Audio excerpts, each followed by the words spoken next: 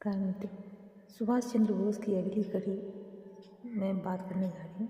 Subhash Chandra Bose England में ICS से इस्तीफा देने के बाद 16 जुलाई 1921 को बम्बई पहुँचे। उन्होंने उसी दिन गांधी जी से भेंट की। इस भेंट का उनके पर अनुकूल असर नहीं पड़ा। सुभाष चंद्र बोस ने कुछ दिनों बाद कलकत्ता में देशबंधु चित्तरंजन दास से भेंट की और उनके अनुयायी बन गए। देशबंधु ने सुभाष को नेशनल कॉलेज का प्रिंसिपल, राष्ट्रीय स्वयंसेवक दल का कप्तान और बंगलार कथा नामक बंगाली साप्ताहिक का संपादक बनाया।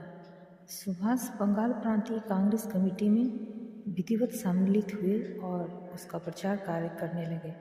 शीघ्र ही उनका बंगाल तथा देश के विभिन्न कांग्रेसी नेताओं से संपर्क हो गया। सुभाष ने नेशनल कॉलेज में प्रिंसिपल का पद पूरी जिम्मेदारी से निभाया।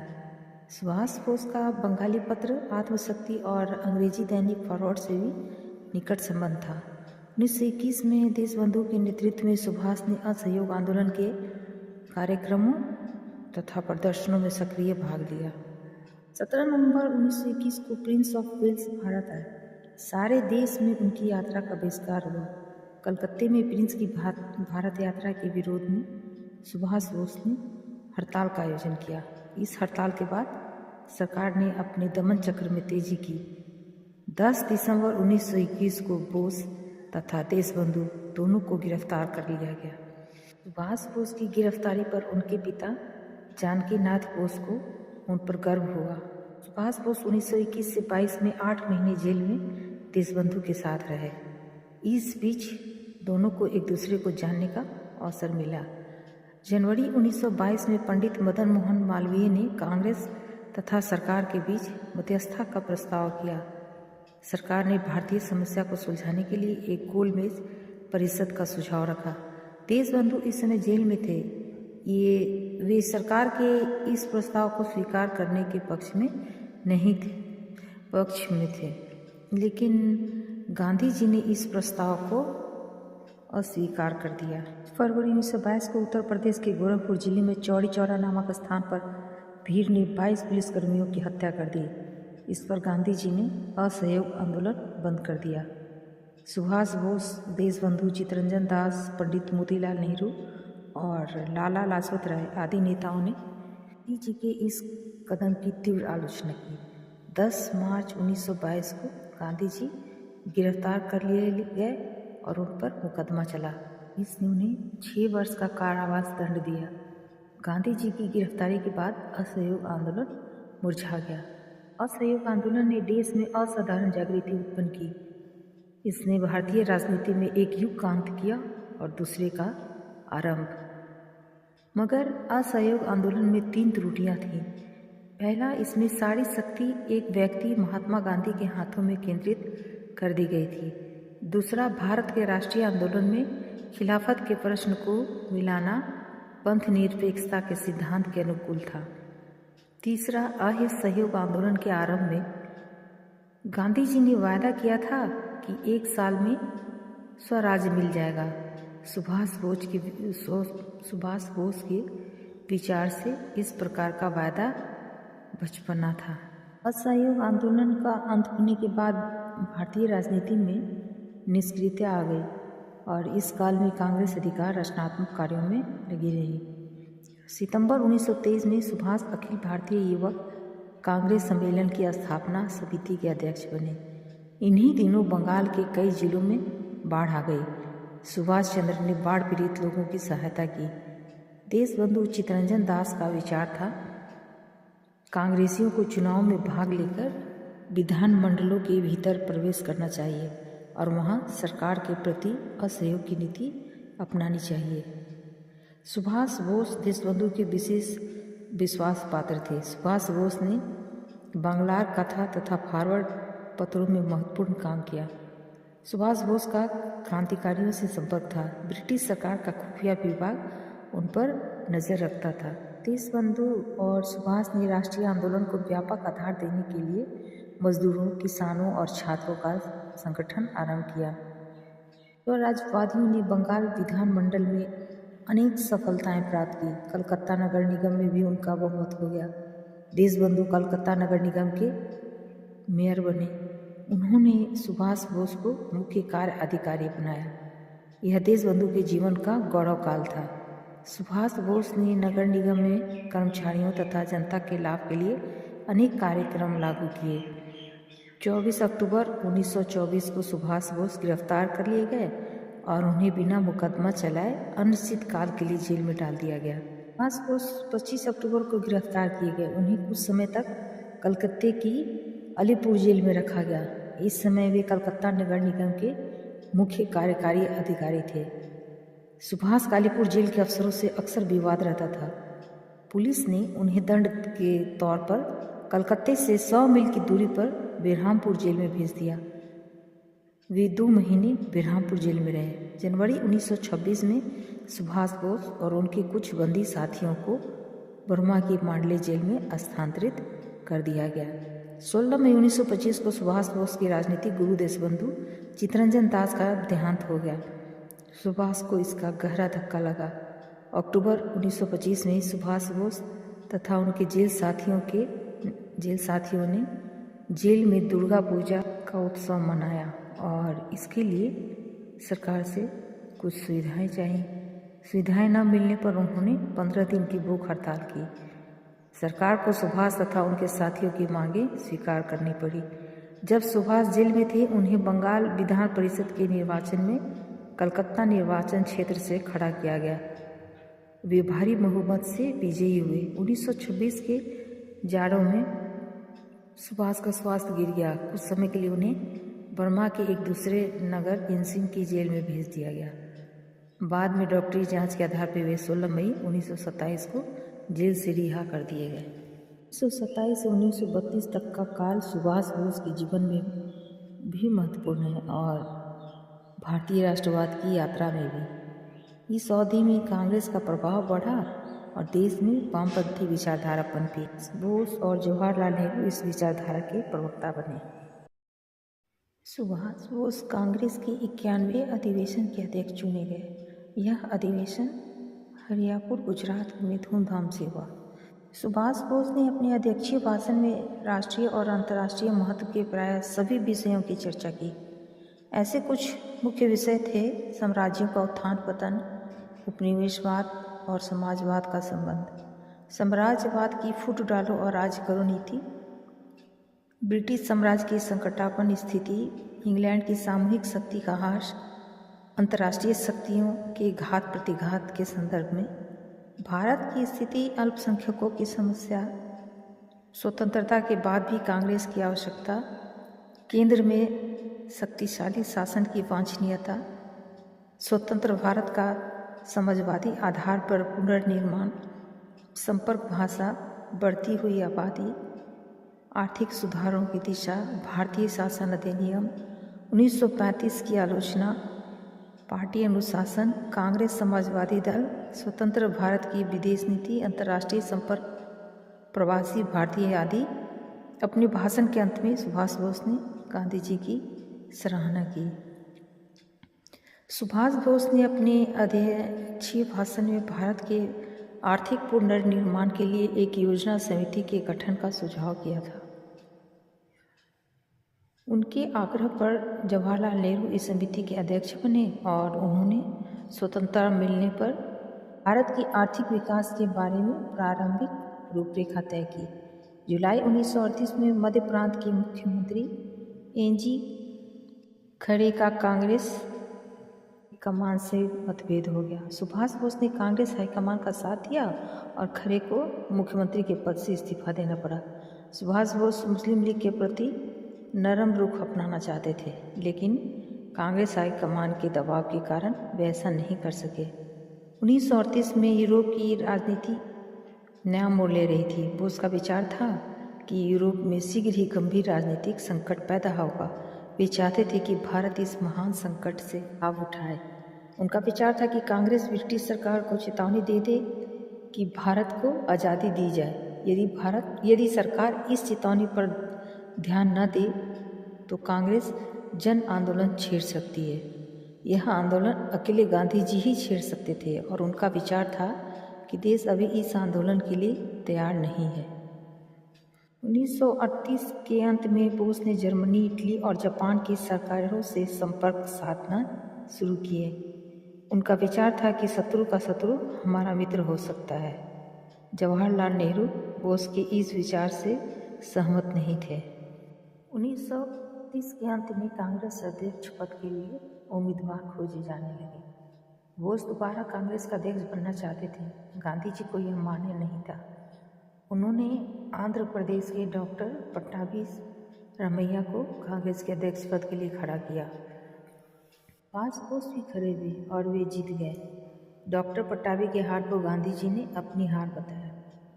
कांग्रेस कार्य समिति ने उत्तर प्रदेश के पंडित गोविंद बल्लभ पंत का यह प्रस्ताव पारित किया कि कांग्रेस अध्यक्ष महात्मा गांधी की राय से कार्य समिति का गठन करें। सुभाष बोस ऐसा नहीं कर सके और अप्रैल 1939 में कांग्रेस के अध्यक्ष पद से इस्तीफा दे दिया।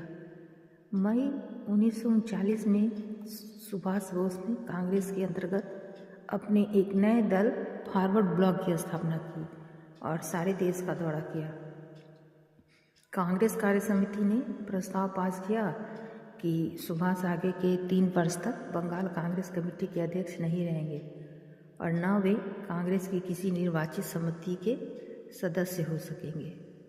उस समय रविंद्रनाथ टैगोर ने सुभाष बोस का समर्थन किया और उन्हें देश नायक कहा। गांधी जी की राय में सुभाष बोस बिगड़े बालक थे। सितंबर 1939 में विश्व युद्ध आरंभ हुआ। मार्च 1940 में मुस्लिम लीग ने अपने लाहौर अधिवेशन में द्विराष्ट्र सिद्धांत की घोषणा की और भारतीय मुसलमानों के लिए एक पृथक राज्य पाकिस्तान की मांग की। उसने इस मांग का विरोध किया, लेकिन ब्रिटिश सरकार इसका प्रच्छन्न रूप से समर्थन करती रही। जुलाई 1940 में बोस ने कलकत्ता के हालवेल स्मारक को तोड़ने के लिए सत्याग्रह करने की घोषणा की, लेकिन वे गिरफ्तार कर लिए गए। अगस्त 1940 में वायसराय ने भारत की वैधानिक समस्या के बारे में कुछ प्रस्तावों की घोषणा की, लेकिन कांग्रेस ने उन्हें अस्वीकार कर दिया। महात्मा गांधी ने 1940 के अंत में व्यक्तिगत सत्याग्रह किया, जो सरकार के प्रति नैतिक विरोध का प्रदर्शन था। गांधी जी ने कुछ चुने हुए कार्यकर्ताओं को ही सत्याग्रह करने की अनुमति दी। दिसंबर 1941 में जापान लड़ाई में कूद पड़ा। ब्रिटिश सरकार ने युद्ध में भारतीयों का ऐच्छिक सहयोग पाने के लिए सर स्टैफर्ड क्रिप्स को भारत भेजा। क्रिप्स योजना ने युद्ध के पश्चात भारत की स्वतंत्रता का वचन दिया, लेकिन प्रच्छन्न रूप से पाकिस्तान की मांग भी स्वीकार कर ली। उसमें वर्तमान के लिए कुछ नहीं था। कांग्रेस ने क्रिप्स प्रस्ताव अस्वीकार कर दिए। अगस्त 1942 में महात्मा गांधी ने भारत छोड़ो आंदोलन आरंभ किया। कांग्रेस के सारे नेता गिरफ्तार कर लिए गए। सरकार ने दमन चक्र चलाया, लेकिन भूमिगत आंदोलन कई महीनों तक चलता रहा। सुभाष बोस यह मानते थे कि भारत से बाहर हर भारतीय भारत का गैर सरकारी राजदूत है। वे 1933 से 38 तक यूरोप रहे थे। इस अवधि में उन्होंने यूरोप के विभिन्न देशों में भारत के बारे में प्रचार किया। प्रथम विश्व युद्ध के बाद यूरोप में 3 प्रमुख घटनाएं हुई थीं। रूस में साम्यवादी क्रांति हुई थी। स्टालिन के नेतृत्व में वहाँ के अधिनायकवादी शासन ने जन्म लिया। इटली में मुसोलिनी के नेतृत्व में फासिस्ट सरकार की स्थापना हुई। जर्मनी में नाजीवाद का उत्पन्न हुआ। सुभाष ने यूरोप में वियना को अपना मुख्यालय बनाया। स्विट्जरलैंड में सुभाष बोस की केंद्रीय विधानसभा के भूतपूर्व अध्यक्ष विट्ठल भाई पटेल से भेंट हुई, तो वह स्वास्थ्य लाभ के लिए आए हुए थे। विट्ठल भाई पटेल ने सुभाष चंद्र बोस का यूरोप के अनेक राजनीतिक तथा भारत समर्थकों से परिचय कराया। बोस और पटेल ने गांधी जी द्वारा सविनय अवज्ञा आंदोलन वापस लिए जाने पर मई 1933 में अपना विरोध प्रकट किया। जून 1933 में लंदन में तीसरा भारतीय राजनीतिक सम्मेलन हुआ। बोस ने इसमें स्वयं भाग नहीं लिया, पर अपना आलेख भेज दिया, जो वहाँ पढ़ा गया। इस आलेख में सुभाष बोस ने विश्व राजनीति के संदर्भ में भारतीय स्थिति का विवेचन किया था। बोस का निष्कर्ष था कि ब्रिटिश सरकार ने हर मोड़ पर गांधी जी और कांग्रेस को मात दी है। विट्ठल भाई पटेल अपनी मृत्यु से पहले अपनी वसीयत सुभाष बोस के नाम कर गए थे। उनको उनकी हिदायत थी कि यह राशि देशों में भारत संबंधी प्रचार पर खर्च की जाए, लेकिन सुभाष को इस वसीयत में से कुछ भी धनराशि नहीं मिली। सुभाष बोस ने अपने वियना प्रवास में वियना के म्युनिसिपल शासन का विशेष रूप से अध्ययन किया। बोस ने अपने यूरोप प्रवास में चेकोस्लोवाकिया, पोलैंड, जर्मनी, फ्रांस, रोम, मिलान, जिनेवा, हंगरी, रोमानिया, तुर्की, बल्गेरिया और युगोस्लाविया आदि देशों की यात्राएं की। वहाँ के राजनीतिक और सांस्कृतिक नेताओं से मुलाकातें की और अपने व्याख्यानों, व्यक्तिगत संपर्कों तथा लेखों के माध्यम से यूरोप के सामने भारत की सही तस्वीर पेश करने की कोशिश की। इन यात्राओं में उन्होंने आयरलैंड के डी वेलेरा, इटली के मुसोलिनी, फ्रांस के आंद्रे गाइड और आंद्रे मार्ला से भेंट की। सुभाष चंद्र बोस भारतीय इतिहास की एक पहेली बनकर रह गए हैं। सिंगापुर से जापान जाते हुए 18 अगस्त 1945 को उषा में एक विमान दुर्घटना में उनकी मृत्यु हो गई। भारत के लोगों ने सुभाष चंद्र बोस की मृत्यु पर विश्वास नहीं किया। उनकी मृत्यु प्रसंग की जांच के लिए भारत सरकार ने आज़ाद हिंद फौज के मेजर और सुभाष बोस के सहयोगी शाहनवाज खां की अध्यक्षता में 1556 में एक बार समिति नियुक्त की थी। 1956 में एक समिति नियुक्त की थी। समिति में सुभाष बोस के बड़े भाई सुरेश बोस और पश्चिम बंगाल सरकार के प्रतिनिधि एस.एन. मैत्र भी थे। समिति ने अप्रैल से जुलाई 1956 तक भारत, जापान, थाईलैंड और वियतनाम में सूचना एकत्रित की। समिति विमान दुर्घटना के स्थल ताइवान नहीं गई। समिति ने दुर्घटना में बचे हुए अनेक यात्रियों से सवाल जवाब किए। दुर्घटना के समय सुभाष के सहयोगी कर्नल हबीबुर रहमान उनके साथ थे। शाहनवाज समिति ने उनकी भी गवाही ली। सुरेश बोरा ने समिति की खोजों की आरंभिक सूची पर तो अपने हस्ताक्षर कर दिए थे, पर अंतिम रिपोर्ट पर हस्ताक्षर नहीं किए। उन्होंने 1956 में अलग से अपनी विमल रिपोर्ट प्रकाशित की। सुरेश बोस का कहना था कि शाहनवाज रिपोर्ट झूठी थी। समिति के 2 अन्य सदस्यों तथा डॉक्टर बी.सी. राय ने उन पर दबाव डाला था कि वे भी रिपोर्ट पर हस्ताक्षर कर दें। सुरेश बोस को यह भी शिकायत थी कि विगत रिपोर्ट तैयार करने के लिए वे जिन फाइलों को देखना चाहते थे वे उन्हें देखने के लिए नहीं दी गई। सुरेश बोस का विचार था कि 18 अगस्त 1946 को ताइवान में कोई विमान दुर्घटना नहीं हुई। दुर्घटना की कहानी जापानियों ने ईजाद की थी। उनका लक्ष्य सुभाष को सुरक्षित रूसी सीमा में पहुंचा देना था। शाहनवाज समिति की रिपोर्ट के बाद 1960 में अफवाह फैली कि उत्तर बंगाल में बड़ी पारी आश्रम में सुभाष बोस साधु के वेश में रह रहे हैं। यह अफवाह सुभाष बोस के एक पूर्व राजनीतिक सहयोगी मेजर सत्याप गुप्ता ने फैलाई थी।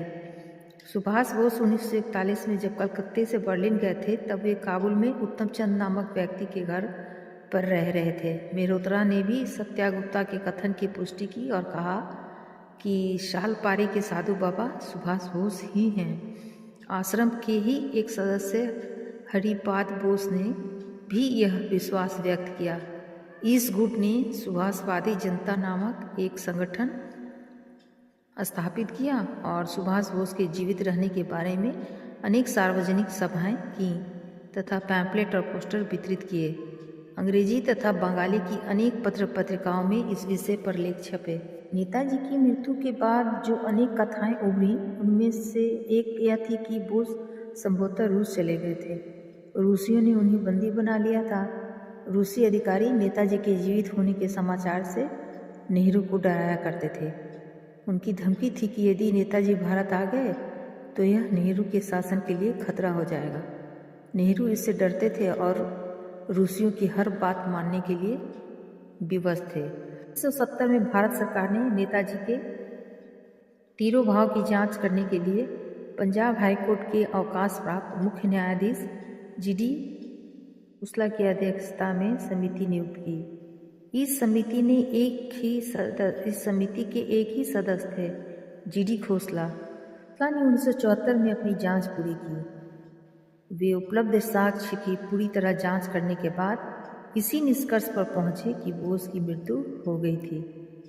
सुभाष बोस की मृत्यु को 50 वर्ष हो गए हैं, लेकिन वे भारतीय जनमानस में इतनी गहराई से अंकित हैं कि उनकी मृत्यु पर विश्वास करने को जी नहीं चाहता। उनकी मृत्यु के बाद प्रायः 30 वर्ष बाद तक कई क्षेत्रों में कहा जाता रहा कि नेताजी अभी जीवित हैं और किसी भी समय देश का उद्धार करने के लिए अपनी योग साधना त्याग कर कर्म क्षेत्र में उतर सकते हैं।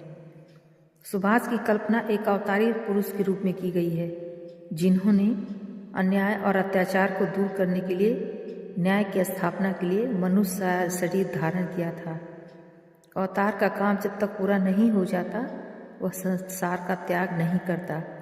नेताजी का काम पूरा नहीं हुआ था, फिर वे कैसे जा सकते थे?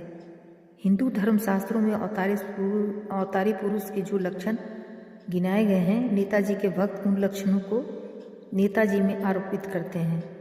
त्याग, शौर्य, साहस, भक्त वत्सलता, सत्यनिष्ठा, ध्येय निष्ठा, अनासक्ति, स्थित प्रज्ञता, ये सारे महापुरुषों के लक्षण हैं। नेताजी में ये सारे गुण पाए जाते थे। उनका देश प्रेम सर्वोपरि था। देशभक्ति के कारण उन्होंने सांसारिक सुखों का त्याग कर दिया था। उनमें गजब का साहस था। देश की खातिर वे बड़े से बड़ा संकट झेलने के लिए तैयार रहते थे। वे पूरी तरह अपने ध्येय के प्रति समर्पित थे।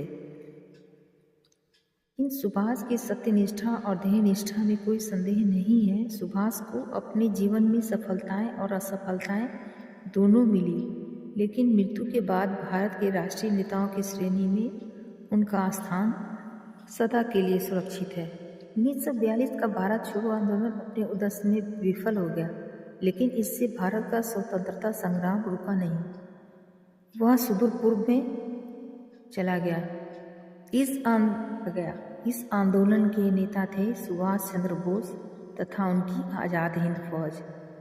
बोस 2 जुलाई 1940 को गिरफ्तार कर लिए गए। उन्होंने नवंबर 1940 में सरकार को भूख हड़ताल की धमकी दी। तब सरकार ने उन्हें जेल से तो रिहा कर दिया, लेकिन उन्हें उनके कलकत्ता स्थित पैतृक मकान में ही नज़रबंद कर दिया।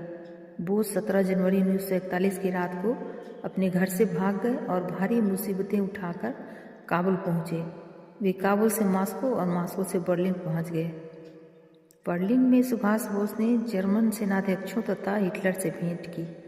उन्हें जर्मनी से भारतीय स्वतंत्रता संग्राम के लिए सहायता का कोई संतोषजनक आश्वासन नहीं मिला। सुभाष बोस के लिए भारतीय स्वतंत्रता के लक्ष्य को प्राप्त करने के लिए दक्षिण पूर्वी एशिया का माहौल अधिक अनुकूल था। भारत के महान क्रांतिकारी रास बिहारी बोस ने दक्षिण पूर्वी एशिया के विभिन्न देशों में इंडियन इंडिपेंडेंस लीग की शाखाएं स्थापित कर ली थीं। ज्ञानी प्रीतम सिंह और कैप्टन मोहन सिंह ने जापान के 40,000 भारतीय युद्ध बंदियों से इंडियन नेशनल आर्मी का आज़ाद हिंद फौज का निर्माण किया। आज़ाद हिंद फौज का काम यह था कि वह जापानी सेना के साथ कंधे से कंधा मिलाकर अंग्रेजों की सेना से लड़ेगी और अंग्रेजों को भारत से निकाल बाहर करेगी। आज़ाद हिंद फौज के सैनिकों के प्रशिक्षण के लिए सैनिक शिविर खोले गए। इंडियन इंडिपेंडेंस लीग ने सुभाष बोस को दक्षिण पूर्वी एशिया में आकर इंडियन इंडिपेंडेंस लीग तथा आज़ाद हिंद फौज की कमान संभालने का निमंत्रण दिया। मई 1943 से सुभाष बोस सुमात्रा पहुंच गए। सुभाष बोस जापानी सेना अधिकारी के साथ टोक्यो गए। वहां उन्होंने जापान के अनेक मंत्रियों, सेनाधिकारियों तथा प्रधानमंत्री से भेंट की। 16 जून 1945 को सुभाष ने जापानी संसद की कार्यवाही देखी। तोजो ने जापानी संसद को सूचना दी कि जापान भारतीय स्वतंत्रता के लिए हर संभव प्रयत्न करेगा। कुछ दिनों बाद सुभाष बोस ने एक पत्रकार सम्मेलन में स्पष्ट किया कि भारतीय अपने स्वतंत्रता संग्राम में धुरी शक्तियों से सहायता अवश्य लेंगे, लेकिन भारतीयों को अपनी स्वतंत्रता खुद अपना खून बहाकर प्राप्त करनी है। इस संवाददाता सम्मेलन के बाद बोस ने टोक्यो रेडियो से प्रतिदिन भाषण देना शुरू किया। वह क्रम युद्ध के अंत तक चला। इन भाषणों में सुभाष ने भारतीय स्वतंत्रता के लिए सशस्त्र संघर्ष की अनिवार्यता पर बल दिया। उन्होंने भारतीय राजनीति में महात्मा गांधी की भूमिका को स्वीकार किया, लेकिन कहा कि उनकी नीति ने भारत स्वतंत्रता के लक्ष्य को प्राप्त करने में असफल रहा है। टोक्यो से सुभाष बोस सिंगापुर गए। 4 जुलाई 1943 को रास बिहारी बोस ने इंडियन इंडिपेंडेंस लीग की अध्यक्षता सुभाष बोस को सौंप दी। अपने भाषण में सुभाष बोस ने स्वतंत्र भारत की अस्थायी सरकार बनाने का विचार व्यक्त किया और आज़ाद हिंद फौज को दिल्ली चलो का नारा दिया। आज़ाद हिंद फौज का निरीक्षण करने के लिए जापान के प्रधानमंत्री तोजो को भी आमंत्रित किया गया। सुभाष बोस ने आज़ाद हिंद फौज में स्त्रियों को भी एक रेजिमेंट बनाई, स्त्रियों की भी, जिसका नाम 1857 की वीरांगना रानी झांसी के नाम पर रखा। इस रेजिमेंट की प्रधान लक्ष्मी स्वामीनाथन थी। सुभाष बोस ने स्त्री सैनिकों के विधिवत प्रशिक्षण का प्रबंध किया। शुरू में आज़ाद हिंद फौज के सिपाहियों की संख्या 12,000 थी। बढ़ते बढ़ते यह 40,000 हो गई। सैनिकों के प्रशिक्षण के लिए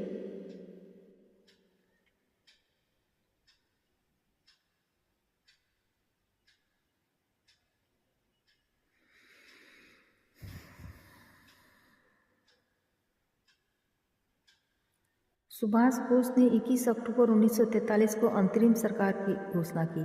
सुभाष बोस इस सरकार के अध्यक्ष, प्रधानमंत्री और सर्वोच्च सेनापति थे। Japan, Germany, Italy, Croatia, Manchukuo, Nanking, Philippines, Thailand और बर्मा ने आज़ाद हिंद सरकार को मान्यता दे दी। 26 अक्टूबर 1943 को आज़ाद हिंद सरकार ने ब्रिटेन और अमेरिका के विरुद्ध युद्ध की घोषणा की। सुभाष बोस ने जापानी प्रधानमंत्री तोजो से प्रार्थना की कि जापान के नियंत्रण में भारत की जो भूमि है उसका प्रबंध आज़ाद हिंद सरकार को सौंप दिया जाए। जापान ने अंडमान और निकोबार द्वीपों का औपचारिक नियंत्रण आज़ाद हिंद फौज के हाथों में सौंप दिया। आज़ाद हिंद फौज के 4 ब्रिगेड थे, गांधी, नेहरू, आज़ाद और सुभाष ब्रिगेड। आज़ाद हिंद फौज ने भारत स्थित मोडक चौकी पर अधिकार कर लिया और वहां का तिरंगा झंडा लहराया। बाद में ब्रिटेन और अमेरिका के प्रत्याक्रमण के भय तथा समय पर रासद न पहुंचने के कारण जापानी मोडक से हट गए, लेकिन आज़ाद हिंद फौज के सिपाही वहां डटे रहे। आज़ाद हिंद फौज की एक दूसरी टुकड़ी ने कोहिमा पर अधिकार कर लिया। अंग्रेजों ने 1944 के जाड़ों में प्रत्याक्रमण आरंभ किया। उन्होंने मई 1945 में रंगून पर अधिकार कर लिया और जापान तथा आज़ाद हिंद फौज के सिपाहियों को निहत्था कर बंदी बना लिया। इस तरह सुदूर पूर्व में भारत के स्वतंत्रता संग्राम का अंत हो गया। 7 मई 1945 को हिटलर की आत्महत्या के बाद जर्मनी ने मित्र राष्ट्रों के सम्मुख आत्मसमर्पण कर दिया। जापान ने लड़ाई जारी रखी, लेकिन 6 अगस्त 1945 को हिरोशिमा और 9 अगस्त 1945 को नागासाकी पर अमेरिका ने एटम बम गिराए। इससे जापान की कमर टूट गई और 10 अगस्त 1945 को उसने आत्मसमर्पण कर दिया। सुभाष बोस बैंकॉक से सोवियत सीमा की ओर जाते हुए 18 अगस्त 1945 को फार्मोसा में एक विमान दुर्घटना के शिकार हो गए और उनकी मृत्यु हो गई। 20 अगस्त 1945 को नेताजी के शव की ताइपो में अंत्येष्टि कर दी गई। उनके अस्थि कलश को टोक्यो के रणकोजी मंदिर में रख दिया गया।